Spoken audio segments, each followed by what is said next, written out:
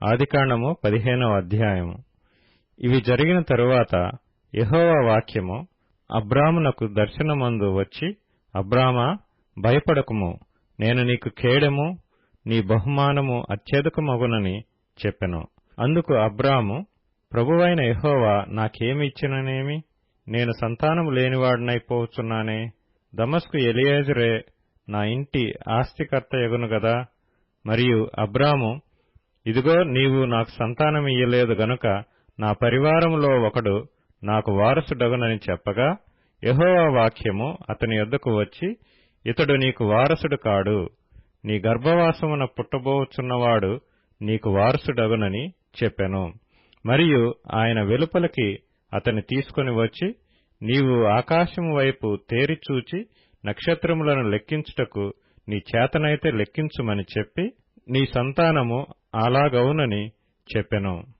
అతడు యెహోవాను నమ్మెను, ఆయన అది అతనికి నీతిగా ఎంచెను. మరియు ఆయన, నీవు ఈ దేశమును స్వతంత్రించుకున్నట్లు దాని నీకిచ్చుటకు కల్దీల ఊరను పట్టణములో నుండి నిన్ను యువతలకు తీసుకొని వచ్చిన యెహోవాను నేనే అని చెప్పినప్పుడు, అతడు ప్రభువైన యెహోవా, నేను దీని స్వతంత్రించుకొనేదనని నాకెట్లు తెలియననగా, ఆయన 3 ఏండ్ల పెయ్యను, 3 ఏండ్ల మేకను, 3 ఏండ్ల పొట్టేలును, ఒక తెల్ల గువ్వను, ఒక పావురపు పిల్లను నా యొద్దకు తెమ్మని అతనితో చెప్పెను. అతడు అవన్నీ తీసుకొని వాటిని నడుమకు ఖండించి దేని ఖండమును దాని ఖండమునకు ఎదురుగా నుంచెను. పక్షులను అతడు ఖండింపలేదు. గద్దలు ఆ కళేబరముల మీద వాలినప్పుడు అబ్రాము వాటిని తోలివేసెను.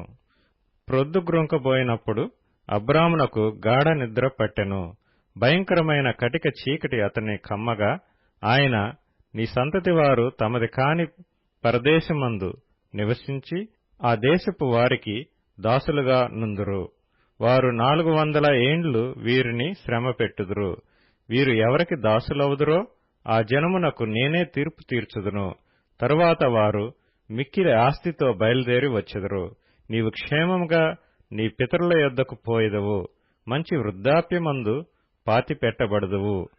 అమోరీయుల అక్రమము ఇంకనూ సంపూర్ణము కాలేదు గనుక నీ 4వ తరం వారు ఇక్కడికి మరలా వచ్చెదరని నిశ్చయముగా తెలుసుకొనుమని అబ్రాముతో చెప్పెను.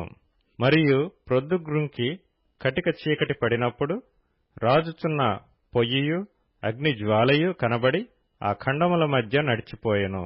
ఆ దినమందే యెహోవా ఐగుప్తు నది మొదలుకొని గొప్ప నది అయిన యూఫ్రటీసు నది వరకు ఆ దేశమును, అనగా కేనీయులను, కనిజ్జీయులను, కద్మోనీయులను, హిత్తీయులను, పెరిజ్జీయులను, రెఫాయీయులను, అమోరీయులను, కనానీయులను, గిర్గాషీయులను, యెబూసీయులను నీ సంతానమునకిచ్చియున్నానని అబ్రాముతో నిబంధన చేసెను.